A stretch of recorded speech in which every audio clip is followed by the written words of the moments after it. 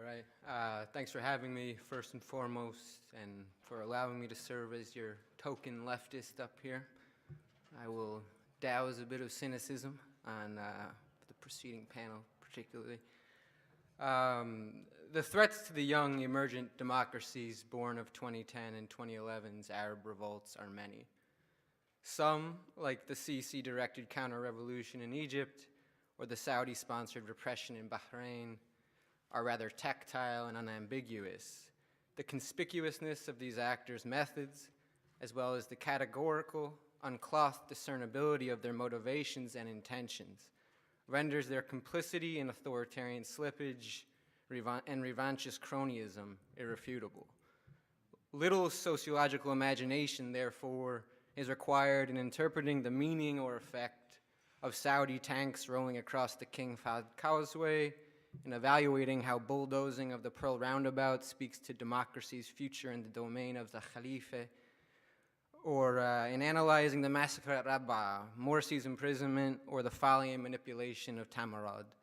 Certainly our understanding of these events can be enriched by historical sociology, by considering class, social theory, and international political economy.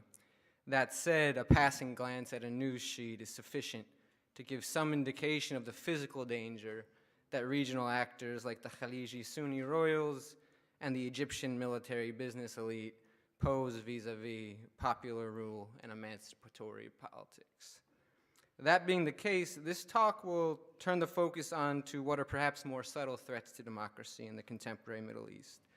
Centering on a case study of the Tunisian transition, I will argue that democratic consolidation in the home of the Jasmine Revolution remains precarious and fragile. Furthermore, I will contend that this precarity is a consequence of the country's experience with liberal democratization.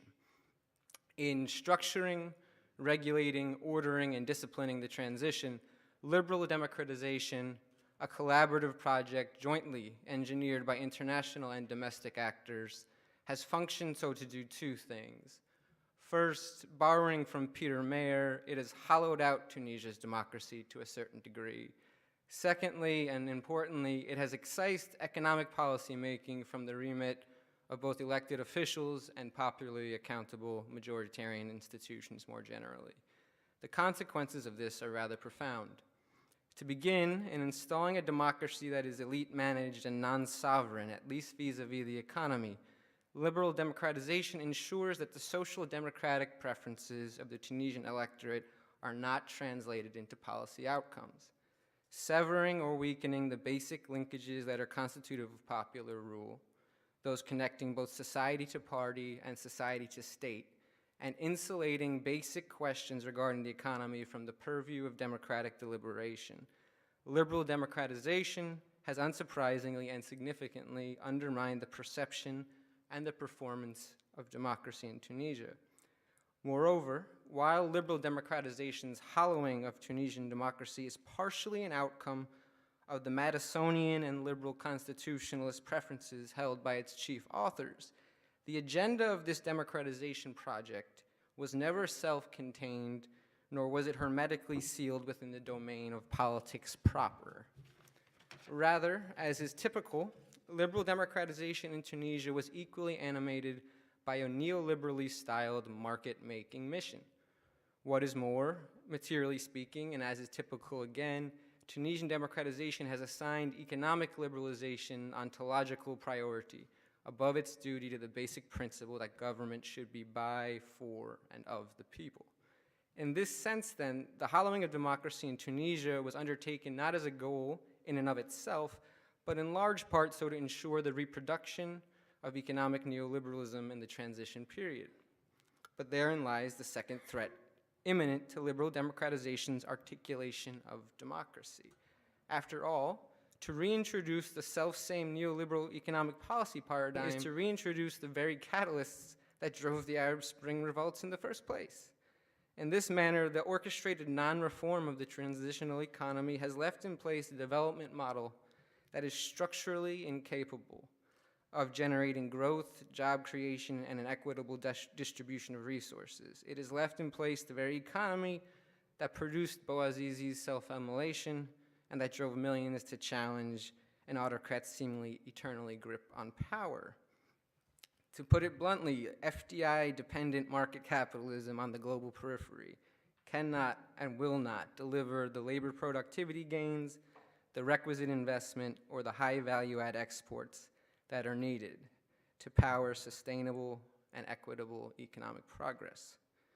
In an act of tragic, if not unknowing, self-sabotage, then, liberal democratization's devotion to neoliberalism renders Tunisia's new democracy permanently unstable and guarantees that it will be endlessly subverted by social dislocation, unemployment, deprivation, and resentment.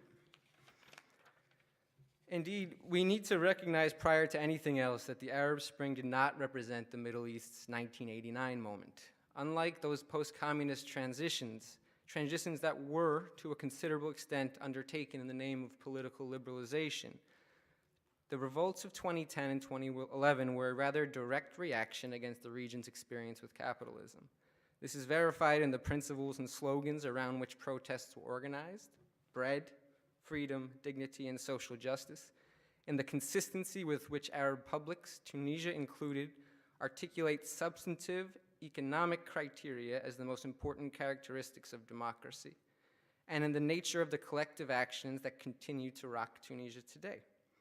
Rather than fetishize polyarchy or the philosophical merits of liberalism, public opinion data from the Arab Barometer, the World Value Survey, and the Arab Transformation Index makes clear that Tunisians conceptualize, normativize, and evaluate democracy based on outcomes, based on its capacity to deliver material gains and its capacity to protect the social rights of its people. For these publics, the defining attributes of democracy are therefore the welfare state, public employment, inclusive growth, and an equitable distribution of resources.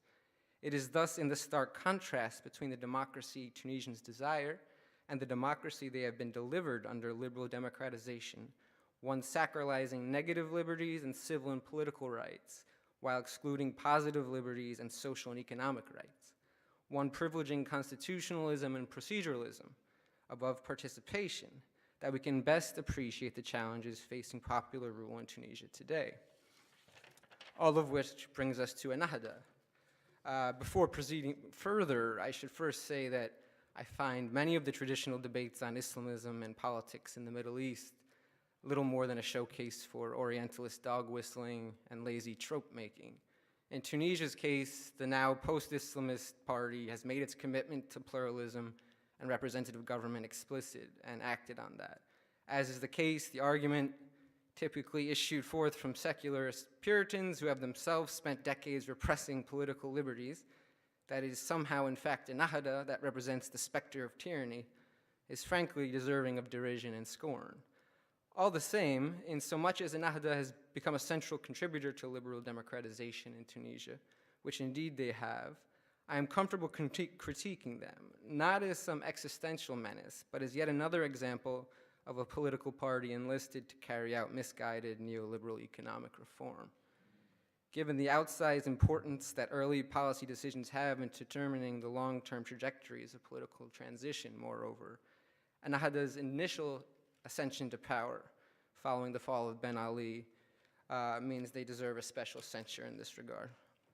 Of course, the party's decision-making has in many ways been structured and prefigured by circumstance, by their lack of internal economic expertise, by the power imbalances inherent to a debtor nation's negotiations with the international financial institutions, by the prospects of capital flight and credit rating downgrades, and by the knowledge that one misstep would lead to their fate becoming like that of the Ikhwan in Egypt or FIS in Algeria.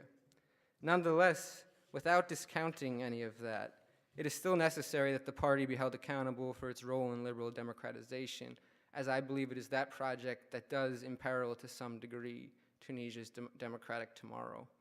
I am happy to discuss the specific of the party's economic policy making in the Q&A.